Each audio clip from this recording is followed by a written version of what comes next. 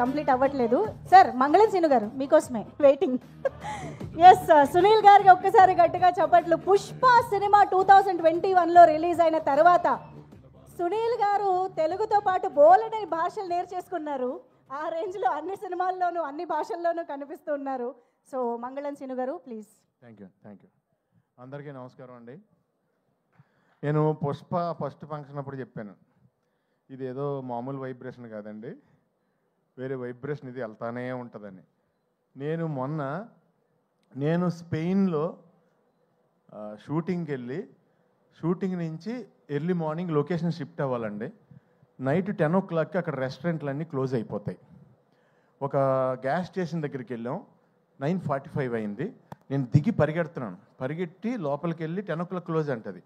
అంటే ఈ హ్యాండ్కి స్టఫ్ ఏది దొరికితే అది నట్స్ లాంటి ఏదోటి తినేద్దాం, కనీసం భోజనం లేకపోయినా ఇక్కడ అలా తీసుకుంటున్నాం. ఆవిడ లేడీ పెద్దవాడు ఉన్నారు అక్కడ, సారీ క్లోజ్ అన్నారు ఆవిడ.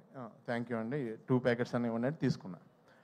తర్వాత సెట్ చేస్తున్నాం అండి నియర్ బై రెస్టారెంట్లు ఏమో ఉన్నాయని. కబాబ్ పాయింట్ అని ఒకటి ఉందండి.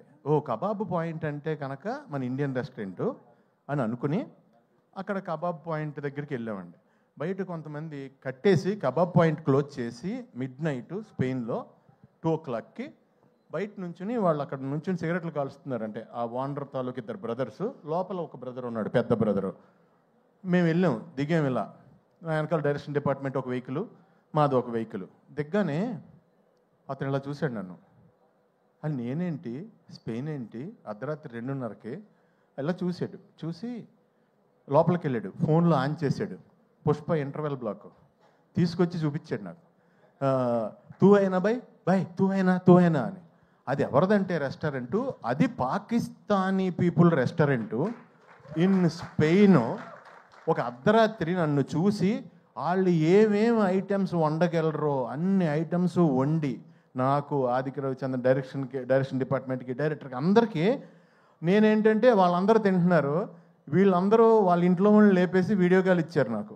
నేనేమో పాకిస్తాన్లో నాకేమో హిందీ రాదు, ఉర్దూ రాదు. నమస్తే G, thank you G, Phir మిలేంగే G, ఏం మాట్లాడుతున్నా నాకే తెలియలేదు. అప్పుడు పక్కన ఆకలేస్తుంది.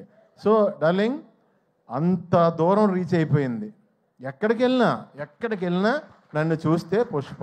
ఈ మాట నేను ఎందుకు చెప్తున్నానంటే, నేను ఫస్ట్ హైదరాబాద్ వచ్చినప్పుడు విలన్గా చెయ్యాలని బాజీగర్లో డర్లో షారుఖ్ ఖాన్ ఆ బ్లడ్ నోట్లో వేసుకున్న పోజులన్నీ పెట్టి దిల్సుఖ్నగర్ స్టూడియోలో ఫోటోలు దిగాను, కత్తెది పట్టుకుని. ఫోటోలు అంటే దిగిపోయాను కానీ నేను ఎలా చేస్తానో ఎవరికీ తెలియదు. సో అన్నీ చూపిస్తుంటే నేను మామూలుగా ఎంటర్టైనర్నే, అందుగురించి ఎవరోనే అవునా ఓకే తర్వాత కలువమ్మ అన్నారు. అలాంటిది నువ్వు అంత పెద్ద డైరెక్టర్ డార్లింగ్, ఈయన అంత పెద్ద స్టారు, అలా వైకుంఠపురం సినిమా తర్వాత ఈయన హీరోగా చేసే మూవీలో ఎంత ధైర్యం డార్లింగ్, ఒక కమెడియన్ విలన్గా తీసుకోవడం అంటే కష్టం అది. ఎందుకంటే ఒక పెర్సన్ ఇక్కడ ఒక జన్మ తీసుకున్నప్పుడు అతనికి బతికుండగా పునర్జన్మ ఇవ్వడం కష్టం. అది ఎవరి వల్ల అవ్వదు, దానికి చాలా గట్స్ కావాలి. దాన్ని అంత స్టార్ అయ్యుండి ఆయన సపోర్ట్ చేసి నమ్మి సీన్ చేస్తున్నప్పుడు ఫస్ట్ డే వచ్చానండి, నిజం చెప్తున్నా. మొత్తం ఆ స్లాంగ్, నేను నా స్లాంగ్ తప్ప ఇంక వేరే స్లాంగ్ ఎప్పుడు మాట్లాడలేదు లైఫ్లో. అసలు వచ్చి మాట్లాడుతుంటే నేను పంబులు అయిపోయి కంగారు పడిపోయాను. ఎంతో సపోర్ట్ చేసి బన్నీ గారు అన్నారు లేదండి అని, మనం ఇలా సాగదీస్తాం ఇక్కడ లాస్ట్లో. ఇక్కడ అలా కాదండి, ఫస్ట్ సాగదీసి లాస్ట్లో కట్ చేస్తాం. ఇది అంటే చాలా సింపుల్గా నాకు ఒక సూత్రం చెప్పి, నేను ఇంకా మీరు డైలాగ్ పట్టించుకోవద్దండి మీరు చేయండి అంటే, నా ఫస్ట్ టైం, నా ఏజ్ కంటే పెద్ద క్యారెక్టర్, నేను ఎప్పుడు అలాంటివి చేయలేదు.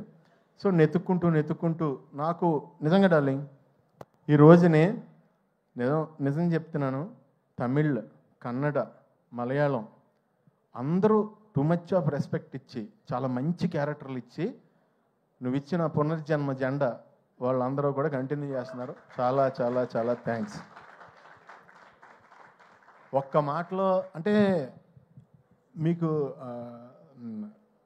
బన్నీ గారు, మీ కష్టం ఎంత ఉంటుందంటే, దేవుడు వచ్చి బాబు ఇంకొద్దు నేను ఇచ్చేస్తున్నా, ఇంక కష్టపడొద్దు ప్లీజ్, అంత కష్టం అండి బాబు, అంత కష్టం అండి బాబు. ఎందుకంటే కష్టానికి ఇంకా జాతకం ఏం ఉండమంటండి, కష్టానికి సచ్చినట్టు నేచర్ ఇచ్చి తీరాలంట. మీరు ఆ కష్టాన్ని నమ్ముకున్నారు. లేకపోతే ఇక్కడ కూర్చుని ఆల్ ఇండియా రేంజ్లో బిగ్గెస్ట్ ఫిలిం కొట్టాలంటే నిజంగా ఎంత కష్టపడాలండి. It's impossible actually. మీరు అందరూ కలిసి పాసిబుల్ చేశారు. మీరు మీ కష్టానికే ఎప్పుడు మీకు దేవుడు 10 ఇంతలు న్యాయం చేయాలని మనస్ఫూర్తిగా కోరుకుంటున్నాను. ఫైనల్గా ఒక లైన్లో ముగించేస్తాను. డార్లింగ్, నేను లోకల్ ప్రొడక్ట్, దానికి ఒక ముద్ర వేసి దాన్ని ఎక్స్పోర్ట్ క్వాలిటీ ప్రొడక్ట్ చేసావు డార్లింగ్. I'm exporting now. చాలా హ్యాపీగా ఉంది. రకరకాల క్యారెక్టర్లు, వెరైటీ క్యారెక్టర్లు చేస్తుంటే ఫస్ట్ ఆర్టిస్ట్గా మార్నింగ్ లొకేషన్కి వెళ్ళగానే ఎంతో హ్యాపీగా ఫీల్ అవుతున్నాను. చాలా thanks darling. Thank you sir Bunny గారు. Thank you so much. Wishing you all success forever forever forever. Darling, all the best. Wishing you all success forever forever forever. మా daddy అక్కడే ఉన్నారు, మీ daddy అక్కడే ఉన్నారు. ఆయనకు కూడా ఆయనకి thanks చెప్పమని చెప్తా. ఓకేనా? Love you. Wow, that was amazing Sunil గారు. సునీల్ గారి మార్క్ స్పీచ్ మళ్ళీ చాలా రోజుల తర్వాత మేము విన్నాం లేదా? నేను నిజంగా ట్రై చేయలేదండి. ట్రై చేస్తే ఇలా రాదు. ట్రై చేయలేదు, అనుకుంటే కక్కేసాను అంతే. తెలుసండి, మనసు పొరల్లోంచి ఆటోమేటిక్గా వచ్చింది, అర్థమవుతుంది. Thank you so much. Thank you so much Sunil గారు. మంగళం సీనుగా మాకందరికీ ఎప్పటికీ గుర్తుండిపోయే రేంజ్ పర్ఫార్మెన్స్ని, ప్రెజెన్స్ని అందించినందుకు thank you so much. And now let me welcome Ganesh Acharya Master onto the stage.